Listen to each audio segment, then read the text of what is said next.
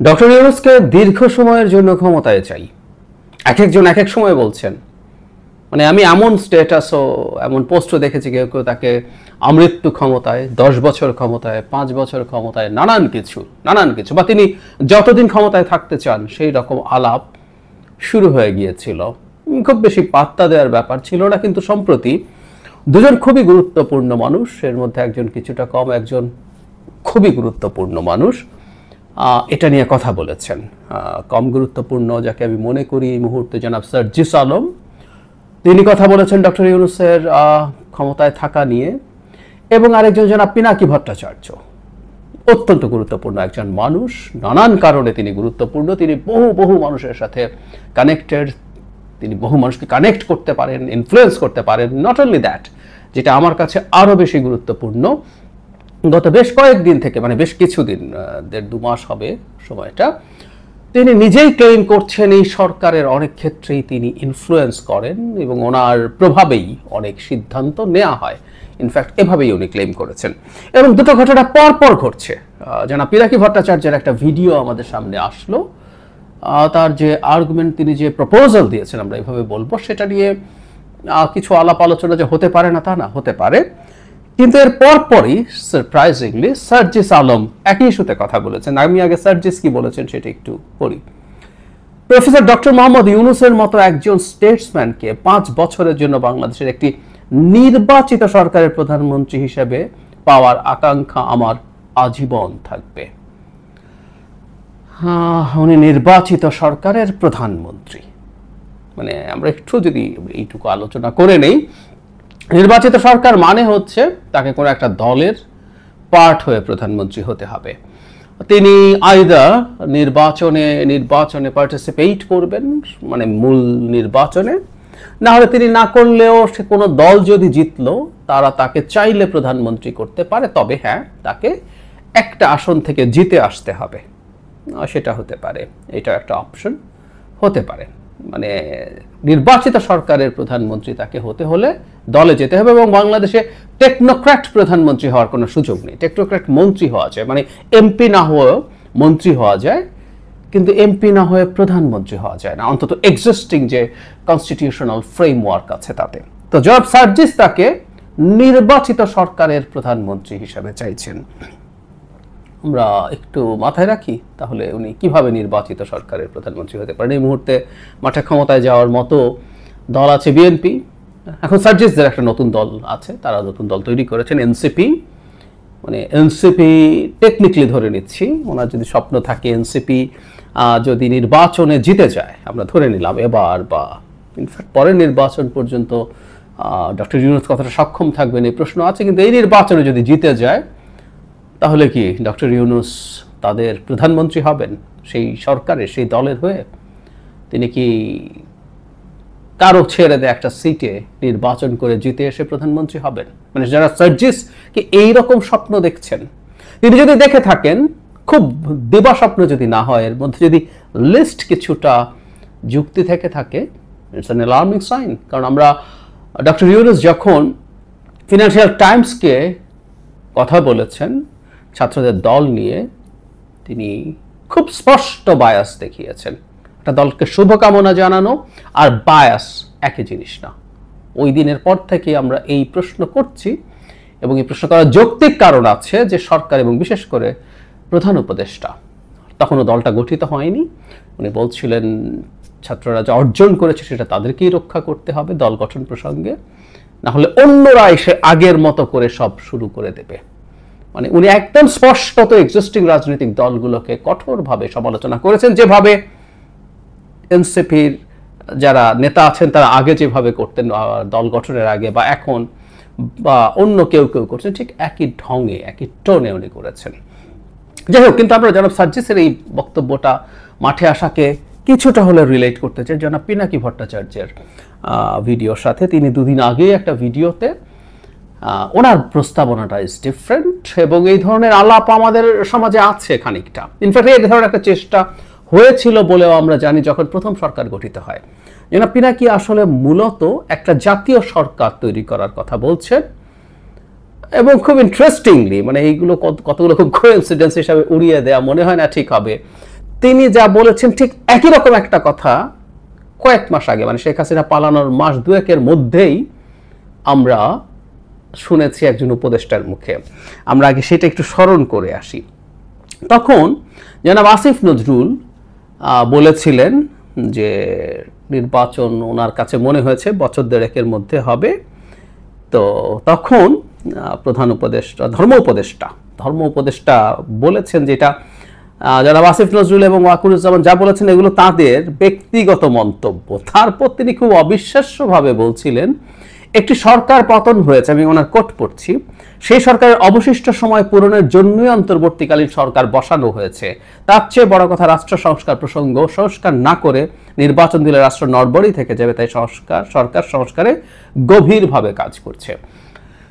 মানে শেখ হাসিনা যতদিন থাকার কথা 29 সাল পর্যন্ত উনি তাই মনে করেন, আর সেই টেনিওরটা থাকবেন। জনাব পিনাকি ভট্টাচার্য ঠিক একই ধরনের একটা কথা বলেছেন যে শেখ হাসিনার ওই টেনিওরটা থাকতে হবে, তবে তিনি নিশ্চিত এই সরকারটা ঠিক এই চেহারায় থাকবে সেটা তিনি বলেননি। 5 আগস্ট শেখ হাসিনার পালিয়ে যাওয়ার পর একটা জাতীয় সরকার, বিএনপি জামায়াত সহ অপরাপর দলদেরকে নিয়ে একটা জাতীয় সরকারের চেষ্টা হয়েছিল বলে আমরা জানতে পারি। জনাব নাহিদ ইসলাম এটা খোলাসা করেছেন এবং তখন বিএনপি তাতে রাজি হয়নি বলে বলেছেন। এখন জনাব পিনাকি ভট্টাচার্য এই আলাপটা আবার এনেছেন, সেটা হচ্ছে তিনি প্রধান উপদেষ্টার সাথে তার ডেপুটি হিসাবে উপপ্রধান উপদেষ্টা হিসাবে জনাব তারেক রহমানকে ইনক্লুড করতে চেয়েছেন। বিএনপির যেহেতু বড় দল তাদের লোকজন বেশি, জামায়াত, আদার ইসলামিক পার্টিজ এবং বাম সহ যারা যারা স্টেক হোল্ডার্স আছে এবং উপদেষ্টাদের মধ্যে যারা সবচেয়ে ভালো পারফর্মিং তাদেরকে রেখে একটা সরকার করা যেটা এই টেনিওরটা পার হবে। তিনি জনাব তারেক রহমানের কি সুবিধা এবং তিনি জামায়াতের কি সুবিধা, ইসলামিক দলগুলোর কি সুবিধা, দেশের কি সুবিধা সব একত্র করেছেন, করে তিনি ওনার ন্যারেটিভটা দাঁড় করিয়েছেন। এমনকি সেনাবাহিনীর কি সুবিধা, মানে সেনাবাহিনী যেহেতু অনেক চাপে আছে, বিশেষ করে জাতিসংঘের রিপোর্টে তাদেরকে অ্যাকিউজ করার আলাপ আছে, জনাব পিনাকির বক্তব্য অনুযায়ী সেনা প্রধান এই ভয়ে আছেন, তাই এই ভয় থেকে মুক্তি দিতে পারে এটা। এবং আমি দেখলাম তার ওই বক্তব্যে, যদিও ঠিক পরের ভিডিওটাতে তিনি আবার সেনাপ্রধানের প্রতি বেশ অ্যাটাকিং হয়েছেন, কিন্তু সেই আগের ভিডিওটাতে তিনি সেনাপ্রধানের প্রতি এক ধরনের অলিভ ব্রাঞ্চ দিয়েছেন, শান্তি স্থাপনের চেষ্টা, যে এগুলো সব কিছু যদি ঠিকঠাক হয়, ইভেন তিনি জনগণের সাথে সেনাবাহিনীর বা সেনাপ্রধানের যে দূরত্ব তৈরি হয়েছে, অবিশ্বাস তৈরি হয়েছে, তার ভাষায় তিনি যেটা মনে করেন সেটা তিনি দূর করারও চেষ্টা করার প্রস্তাব দিয়েছেন। মানে অনেক আলোচনা আছে, আমি আসলে আলোচনাগুলো করব আমি গ্রসলি, আমি এটা হয়তো রিপিট করাও ঠিক হয়নি। আপনারা যারা আমার ভিডিও শুনছেন নিশ্চিতভাবে প্রায় সবাই মিস্টার পিনাকি ভট্টাচার্যের এই ভিডিওটা শুনেছেন। কিন্তু দেখি আমরা যে ন্যারেটিভটা এবার ফর্মালি মাঠে আনা হলো, ডক্টর ইউনূস ডিসেম্বর বা আগামী জুনের মধ্যে নির্বাচন না দেয়া উচিত। এটা আমি বিশেষ করে জনাব পিনাকি ভট্টাচার্য তার মতো এত খুবই গুরুত্বপূর্ণ একজন মানুষের এই আলাপটা আনাকে ছোট করে দেখছিলাম। এবং শুরুতে যে কথাটা বলেছিলাম এই প্রশ্নটাও আমি একটু করে রাখতে চাই, যখন এই আলাপটা হয়, যখন আমি জানি না আমার এই ভিডিও জনাব পিনাকি দেখবেন কিনা, উনি হয়তো ক্ল্যারিফাইও করতে পারেন, কিন্তু উনি যদি যাই বলুন না কেন, আমি ওনার এখনকার বক্তব্য যতগুলোই শুনবো, আমার কাছে কিন্তু অনেক ক্ষেত্রেই সরকারের, মানে পুরো সরকার যদি না হয়, সরকারের অন্তত একটা অংশের চিন্তার বহিঃপ্রকাশ তার বক্তব্যে থাকে বলে আমি ধরে নেব। আবারও বলছি, এর জন্য কিন্তু আমি আমাকে ব্লেম করি না, এটা আমার কোনো রকম কোনো ইন্টারপ্রিটেশনেরও দরকার নেই। তিনি সরাসরি ক্লেম করেছেন, বিভিন্ন সময় উপদেষ্টা নেওয়া হচ্ছে, কাকে নেওয়া হচ্ছে না, কি হবে না হবে, ওকে নেওয়া হলে তিনি সেটা ক্ষেত্রে বলছেন। নট অনলি দ্যাট, জনাব আসিফ মাহমুদ যে বক্তব্য দিয়েছেন সেনাপ্রধান এবং আমাদের প্রধান উপদেষ্টাকে কেন্দ্র করে, তার দুদিন আগে আমি আমার আগের একটা ভিডিওতে বলেছি, জনাব পিনাকি সেটাকে নিয়ে সেনাপ্রধানকে তিনি কিছু একটা দিতে যাচ্ছেন, বলতে যাচ্ছেন, তাকে চাপে ফেলতে যাচ্ছেন, তার ইঙ্গিত ছিল, এবং জনাব আসিফের ভিডিওকে যুক্ত করে তিনি বলছেন। সো আইদার তিনি জেনেছেন, উনি আগে জেনেছেন যেহেতু উনি নিজেটাকে প্রেজেন্ট করেছেন, অথবা তার ইনস্ট্রাকশনেই কাজটা হয়েছে। তো ফলে আমি যে কথাটা বলছি, আমি জনাব পিনাকি ভট্টাচার্যকে এখানে আমরা একটু স্মরণ করে রাখবো। জনাব আসিফ যে ভিডিওটা করেছেন, তিনি একবার বিদেশে গিয়েছিলেন, তিনি জনাব পিনাকি ভট্টাচার্যের সাথে দেখাও করতে গিয়েছিলেন, যেটা জনাব পিনাকি শেয়ার করেছেন। হতেই পারে, মানে আমাদের এই যে ওভারঅল শেখ হাসিনা বিরোধী যে মুভমেন্ট, সেখানে তিনি যেন পিনাকির কথা বলছি অত্যন্ত অত্যন্ত গুরুত্বপূর্ণ ভূমিকা পালন করেছেন দীর্ঘদিন ধরে আনডাউটেডলি। কিন্তু যে কথাটা বলছিলাম, সো তাদের সাথে সেই যোগাযোগের জায়গাটা আছে, হয়তো অন্য কারোর সাথেও আছে, কিন্তু এটাও তিনি নিজে সরাসরি ক্লেম করছেন। ফলে এই যে আলাপটা মাঠে ছাড়া হলো, এটাই হলো আসলে মূল প্রশ্ন। এটা কি সরকার ছাড়তে চেয়েছে, বা সরকারের একটা অংশ কি চায় এই আলাপটা মাঠে আসুক? ইভেন ডক্টর ইউনূস, তার অবস্থানটা কি? তিনি নির্বাচনের কথা মুখে বলছেন, আসলে রাজনীতি খুব টাফ জায়গা, কোনো সন্দেহ নেই, কিন্তু ফলে এই কারণেই বলছি, সেই কারণেই যিনি মুখে যা বলছেন সেটাই মূল বিষয় হয়ে যাবে, নট নেসেসারিলি। সো এই আলাপটা সামনে আসলো। প্রধান যুক্তি হিসাবে যেটা দেখানো হচ্ছে, ডক্টর ইউনূস অসাধারণ সফল হয়েছেন, অসাধারণ সফলভাবে দেশ চালাচ্ছেন, সবকিছু খুব সুন্দর। আমি মনে করি না, আসলে একেবারেই মনে করি না।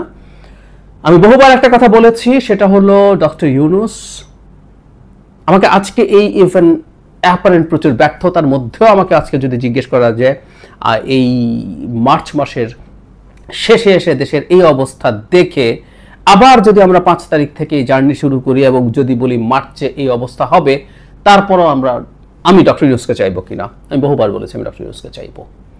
কারণ একটা জায়গায় তিনি আমাদের, মানে এটা ভয়ঙ্কর প্রয়োজনীয় ব্যাপার ছিল, সেটা হচ্ছে তিনি আমাদের তীব্র বিদেশি এবং স্পেসিফিকলি যদি বলি ভারতের কোয়ারশন থেকে, ভারতের তীব্র ক্ষতিকর আচরণ থেকে উনি আমাদের অনেকটা বাঁচিয়ে দিয়েছেন। সো আমাদের এই আপরাইজিং এর ফলে গঠিত সরকার সাস্টেইনই করতে পারতো কিনা সন্দেহ করার মতো যথেষ্ট কারণ আছে, যদি প্রফেসর ইউনূস আমাদের মাথার উপরে না থাকতেন ছাতার মতো হয়ে। কিন্তু এখানে একটা কিন্তু আছে, আমি খুব সিরিয়াসলি মনে করি তার সরকার, তার ক্যাবিনেট যতটুকু পারফর্ম করার কথা ছিল, মানে লিস্ট আমাকে ওটুকু বোঝাতে হবে না, ফর গডস সেক, শেখ হাসিনা বাংলাদেশকে কি করে গেছে, শেখ হাসিনা বাংলাদেশকে কি করে গেছে তার জন্য শত শত কলাম লিখেছি, শত শত ভিডিওতে কথা বলেছি, টকশো করেছি। সো আমি জানি ওটা জানার মধ্যেও ওই প্রেক্ষাপটেও আরো অনেক ভালো পারফর্ম করতে পারতো যদি টিমটা ভালো হতো এবং সেটার নেতৃত্ব যদি তার দিক থেকে ভালো হতো। ইভেন মিস্টার পিনাকি ভট্টাচার্য খুব দীর্ঘদিন এবং খুব অল্প সময়ের মধ্যে he started criticizing the government। আমাদের মনে আছে 7 দিন 10 দিন 2-3 সপ্তাহের মধ্যেই তিনি যথেষ্ট সমালোচনা উপদেষ্টাদেরকে নানান ক্ষেত্রে করেছেন। তো সরকার ভালো পারফর্ম করছিল না, এখন বরং পারফরমেন্স ডেটারিয়েট করেছে বলে আমি ব্যক্তিগতভাবে মনে করি। কিছু অর্জন আছে, প্রত্যেকটা সরকারি যেমন থাকে এই সরকারের বেশ কিছু অর্জনও আছে, এটাও ভুল কথা না, আমরা ওই পুঙ্খানুপুঙ্খ আলোচনাতে যাচ্ছি না। কিন্তু ডক্টর ইউনূসকে এইভাবে সামনে প্রেজেন্ট করা হচ্ছে যে তিনি অত্যন্ত এফিশিয়েন্ট একজন সরকার প্রধান, যার মতো কাউকে আমরা আর কখনোই পাবো না হয়তো, এবং বিএনপি ব্যর্থ হবে। মানে আমাদের এই জায়গাটা একটু মাথায় রাখতে হবে, বিএনপির মতো একটা দলকে বলে দেওয়া হচ্ছে যে তুমি পারবে না এবং তুমি পারবে না বলে এটা করতে হবে। মানে আমরা কখনো এরকম একটা আলোচনা, এই প্রসঙ্গে একটু যোগ করে রাখি, বিএনপিকে সংস্কারের জন্য চাপ দেওয়া হচ্ছে এটা বলে যে সংস্কার এখন করতে হবে কারণ তুমি কিন্তু সংস্কার করবা না। মানে এরকম একটা আইডিয়া মাথায় রেখে কারোর সাথে নেগোসিয়েশন সম্ভব কিনা আমি জানি না। যারা বিএনপিকে সাথে রেখে বিএনপিকে কনভিন্স করিয়ে তারা সংস্কার করতে চায়, শুরুতেই বলছে তুমি কিন্তু সংস্কার করবা না। তো তাই যদি হয়ে থাকে বিএনপি সংস্কারের যেসব, বিশেষ করে লিগাল যেসব চেঞ্জ হবে, কনস্টিটিউশনাল চেঞ্জ তো এখন হতেই পারে না, লিগালগুলো সব এসে সম্পূর্ণ বাতিল করে দেওয়া তো মুহূর্তের ব্যাপার। একটা আইন পরিবর্তন করে ফেলা, সংখ্যাগরিষ্ঠতা থাকলে কি সমস্যা? ঠিক একইভাবে এখানেও তুমি পারবা না বিএনপি, সুতরাং তুমি এটা মেনে নাও। আমরা একটা কথা মনে রাখা দরকার, এটা সঠিক, সেটা হচ্ছে সামনের সরকারটা নানা রকম চাপ থাকবে, এটা সত্য। আমাদের দীর্ঘদিন একটা স্বৈরাচারী ব্যবস্থার পর আমাদের বিউরোক্রেসি, আমাদের পুলিশ, আমাদের ব্যবসা, আমাদের ব্যাংক, আমাদের অর্থনীতি, আমাদের এলডিসি গ্র্যাজুয়েশন নিয়ে চ্যালেঞ্জ, অনেক কিছু আছে, এটা ভুল না, এটা সঠিক কথা। সো এই সময়ে বিএনপি কি করতে পারে? আমি ধারণা করি বিএনপি তার জায়গা থেকে এটা হয়তো আঁচ করেই তারা একটা জাতীয় সরকারের কথা বলছে। ওখানে কারা কারা থাকবে আমরা নিশ্চিত নই, কিন্তু জাতীয় সরকারের আলাপ তারা অলরেডি এনেছে। তারাও মনে করে তারা এই সময়টায় একাভাবে থাকবে না, সেটা হতে পারে। আর এখন আদতে এই লম্বা সময় থাকলে কি হবে না হবে, এবং আসলে ওটার মাধ্যমে আদতে ডক্টর ইউনূসকে লম্বা সময়ের জন্য ক্ষমতায় রাখার আলাপ শুরু হচ্ছে। অনেকগুলো পজিটিভস নেগেটিভস আছে, কিন্তু যে দলটাকে বলা হচ্ছে যে তারা পেরে উঠবে না, তারা পারবে না, কেউ পারবে না, এটা বলা বা বলে এটার মাধ্যমে আদৌ কি অর্জন করা যাবে আমি নিশ্চিত নই। কিন্তু আসলে এই যাবতীয় আলাপের কেন্দ্র আসলে আমি মনে করি একটা জায়গায়, সেটা হচ্ছে এই বছরের শেষে বা আগামী বছরের মাঝামাঝির মধ্যে নির্বাচন হবে না, ডক্টর ইউনূস ক্ষমতায় থাকবেন বা দায়িত্বে থাকবেন। ডক্টর ইউনূসের যে ভূমিকার কথা বলা হচ্ছে অনেক ক্ষেত্রে এটা সত্য, অনেক ক্ষেত্রে এটা সঠিক, কোনো সন্দেহ নেই, কিন্তু তাকে অন্য কোনোভাবে ভবিষ্যতের সরকারেও ইনভলভ রাখা যায় কিনা সেই আলাপ বরং হতে পারে নির্বাচিত সরকারে, তার নেতৃত্বেই এটা থাকতে হবে।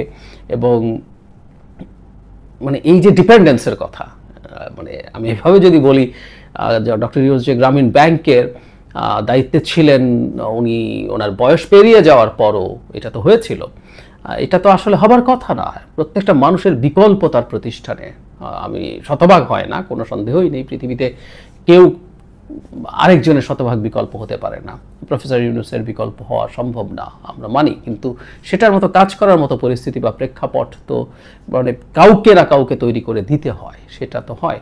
তো সেখানেও একই রকম ব্যাপার আছে। আমরা মনে করি যে এখন থেকে 3 বছর 4 বছর 5 বছর আরও তিনি থাকলেন, তারপর তো কোনো একদিন আমাদেরকে ওনাকে ছাড়াই চলতে হবে। কেউ কেউ বলতে পারেন যে সময়ের যে টার্মোয়েলের টাইমটা, এটা পার হয়ে গেলে আর ভবিষ্যতে জার্নি এত টাফ হবে না। আমরা যদি রাদার এভাবে বলি যে উনি থাকাটাও আবার বহু ক্ষেত্রে টার্মোয়েলের পরিস্থিতি তৈরি করে রাখতে পারে, কারণ হচ্ছে যে প্রেক্ষাপটে যে পরিস্থিতিতে আমাদের পলিটিক্যাল কালচারগুলো বিরাজ করে, সেখানে এরকম একটা লম্বা সময়ের সরকার সমস্যাও তৈরি করতে পারে। সব কিছু মিলে আমাদের একটু বিবেচনা করা দরকার। ইভেন এই প্রস্তাবটা বিদ্যমান যে প্রেক্ষাপট আছে, পরিস্থিতি আছে, এটা একটা এক্সট্রাঅর্ডিনারি সিচুয়েশন, এটাও সত্য কথা।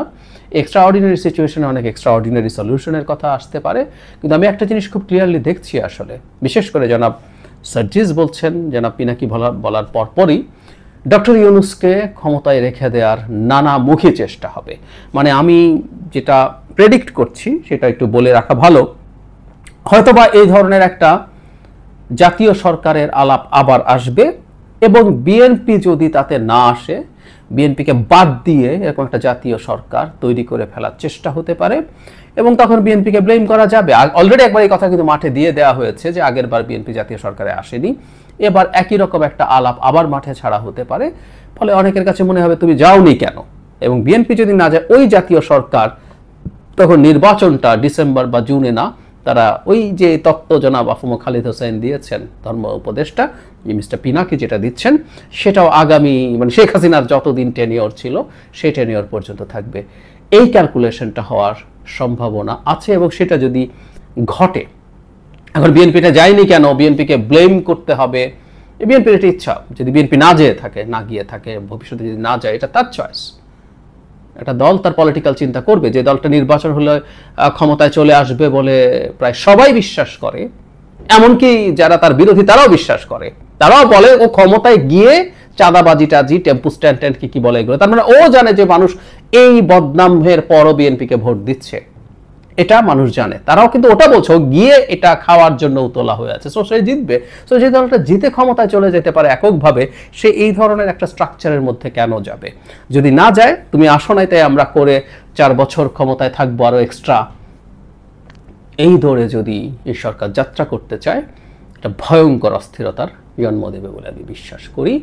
আমার মনে হয় ডক্টর ইউনূস যা বলেছেন সেই জায়গাতেই থাকা উচিত, সেটা মানে আলাপ আলোচনার মাধ্যমে কিছুটা বেশি সময় কম সময় যাই হোক, ডিসেম্বর হোক জুন হোক, এই মধ্যেই কনভিন্স করে আলোচনা করে সবাইকে সাথে নিয়ে এর মধ্যেই নির্বাচনটা হয়ে যাওয়া উচিত। আমরা আনস্টেবল অবস্থা এবং নানা রকম ফর্মুলার মধ্যে খুব বেশি আর যাওয়ার সুযোগ আছে বলে আমার মনে হয় না।